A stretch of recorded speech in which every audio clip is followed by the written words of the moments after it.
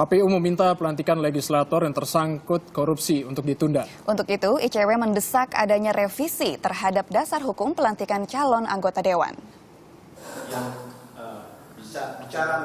Baru-baru ini Indonesia Corruption Watch menemukan 48 anggota legislatif terpilih sedang tersangkut perkara korupsi.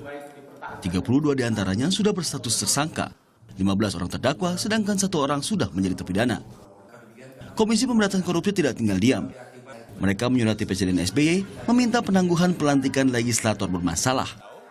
Ini bukan membatalkan mereka menjadi calon terpilih, karena sudah kami tetapkan. Tetapi yang ditunda adalah pelantikannya.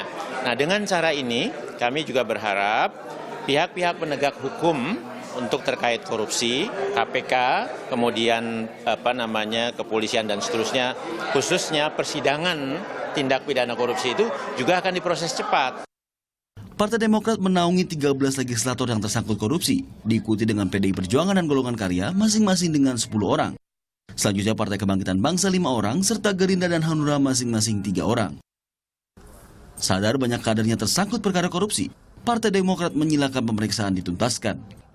Ya, saya setuju kok. Karena KPK kan selama ini nggak pernah menjadikan tersangka itu bebas dalam proses penyidikan dan seterusnya. Tergantung kepada KPU-nya saja. KPU minta tunda ya ditunda, itu aja. PD Perjuangan juga siap jika calegnya gagal dilantik. Kalau KPU itu memutuskan bahwa ini tidak bisa dilantik, ya kita terima. Tapi kalau KPU masih tetap mengajukan, ya biarkan proses itu berjalan terlebih dahulu.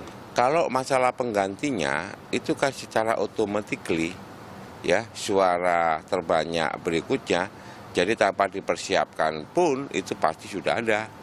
ICW mendorong Komisi Pemilihan Umum Pusat dan Daerah untuk merevisi dasar hukum pelantikan para calon anggota Dewan terpilih.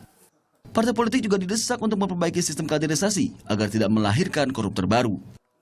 Kalau memilih kader mereka untuk duduk sebagai anggota legislatif misalnya, itu hanya terbatas soal loyalitas, kemudian kemampuan finansial gitu ya, dan terakhir kedekatan dengan pimpinan partai politik. Jadi aspek integritas, kompetensi menurut kita itu seringkali diabaikan oleh mereka.